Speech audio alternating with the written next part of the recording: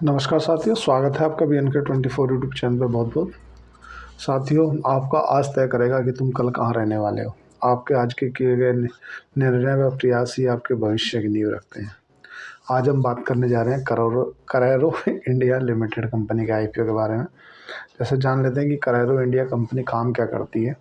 किसी भी कंपनी का IPO करें उससे पहले हम उस कंपनी का बिजनेस जान लेते हैं कि यार उस कंपनी का बिजनेस क्या है।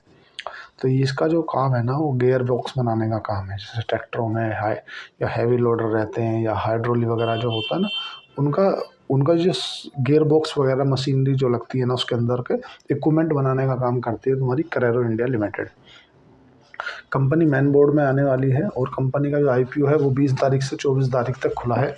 20 दिसंबर को ओपन होगा और 24 दिसंबर को क्लोज होगा। अगर अलॉटमेंट की बात करें कि कितनी तारीख को इसका अलॉटमेंट आने वाला है साथियों, तो 26 दिसंबर को इसका अलॉटमेंट आएगा।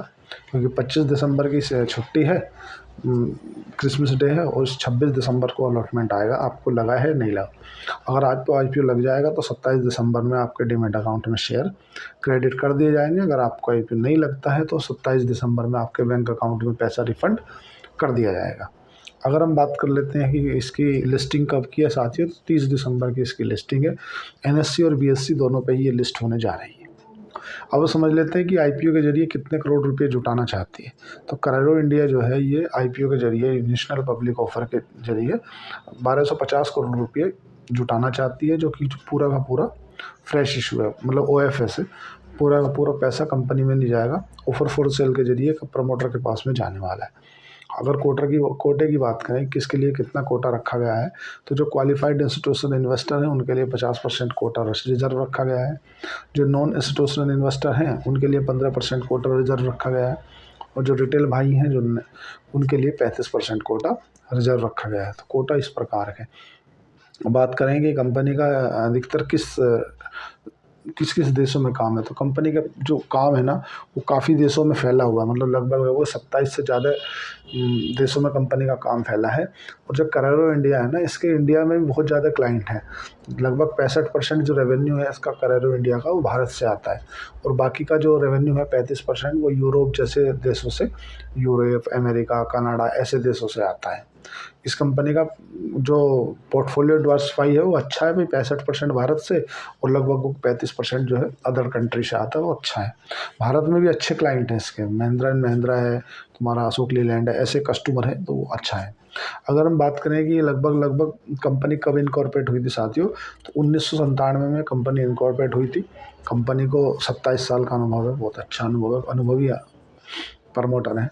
होल्डिंग की बात करें कि कंपनी की होल्डिंग प्रमोटर की कितनी रहने वाली है, तो साथियों इस कंपनी के जो प्रमोटर हैं उसके पास में 100% होल्डिंग थी IPO से पहले, और IPO के बाद में 68% होल्डिंग रह जाने वाली है, जो कि काफ़ी अच्छा है।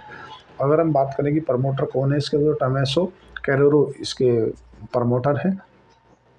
ये समझ लेते हैं कि इस कंपनी की ऑल ओवर मार्केट में वैल्यू क्या बनने वाली है, कि IPO के बाद इसकी वैल्यू क्या बनेगी, नेटवर्थ क्या निकल के आएगी। तो साथियों 4000 करोड़ रुपए जैसे इस कंपनी की अपर बैंड पे वैल्यू बनेगी।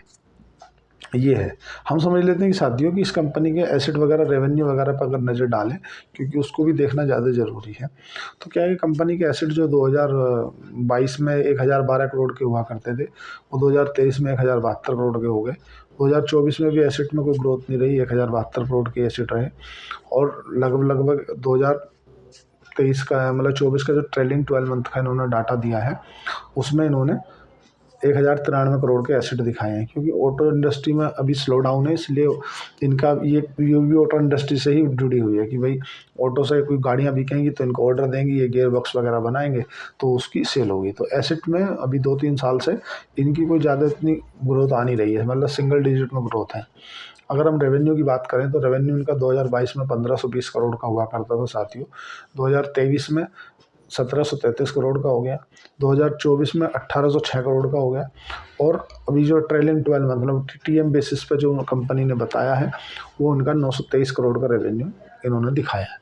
अगर हम प्रॉफिट की बात करें साथियों, तो 22 करोड़ का प्रॉफिट हुआ करता था 2022 में, 48 करोड़ का प्रॉफिट हो गया 2023 में, और 2024 में इन्होंने 62 करोड़ का प्रॉफिट दिखाया है। और जो ट्रेलिंग 12 मंथ, मतलब TTM बेसिस पे जो उनका अभी तक का डाटा इन्होंने DRHP में दिखाया है, उसके हिसाब से 49 करोड़ रुपए का प्रॉफिट है। देखो एसेट में कोई ज़्यादा ग्रोथ है नहीं कंपनी में, और रेवेन्यू जरूर थोड़ा सा बढ़ा है और प्रॉफिट भी ठीक ठाक नज़र आ रहा है। ऑल ओवर कंपनी ठीक है। अगर हम इसके आरओसी और आरओई के बारे में नज़र डाल लें कि कंपनी का आरओसी क्या है साथियों, तो कंपनी का जो आरओई है वो 19 का निकल के आता है, जो और सिमिलर इंडस्ट्री में थोड़ा ठीक है। आरओसी की बात करें तो 17 का निकल के आता है। PAT margin, profit after tax margin 3.5% का है, ठीक है। एबिटा मार्जिन 8.5% का निकल के आता है, 8.3 का। और कंपनी के ईपीएस की अगर बात करें तो 11 का निकल के आता है। अर्निंग प्रति शेयर मतलब इस कंपनी का जो है वो साथियों 11 का निकल के आता है, जो ठीक है। रिटर्न ऑन नेटवर्थ की बात करें तो 16 के है, और रिटर्न ऑन एसेट वैल्यू की बात करें तो 65 की है। तो ऑल ओवर सही नज़र आ रही है।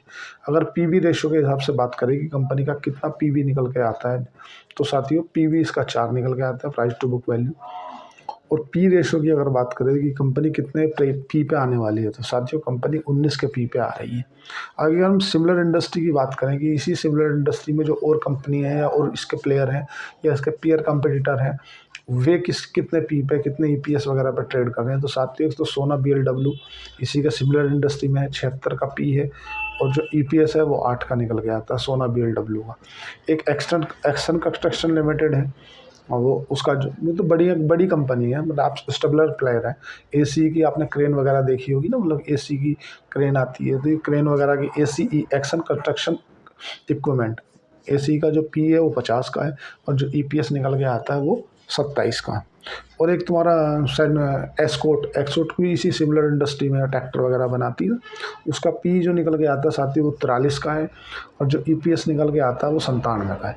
सोना बीएलडब्ल्यू की अगर बात करें तो सोना बीएलडब्ल्यू एक तरह से इस ऑटो इंडस्ट्री का इसी सिमिलर इंडस्ट्री में प्रॉक्सी प्ले है।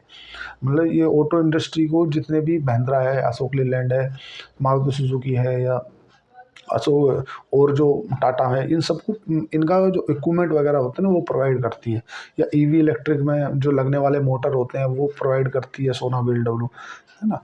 तो इसी के सिमिलर इंडस्ट्री के ये इनके पीयर कंपटीटर है। उसके हिसाब से अगर देखा जाए तो अगर करेरो इंडिया उनके हिसाब से तो सस्ती वैल्यूएशन पे आ रही है, जो ठीक लग रही है।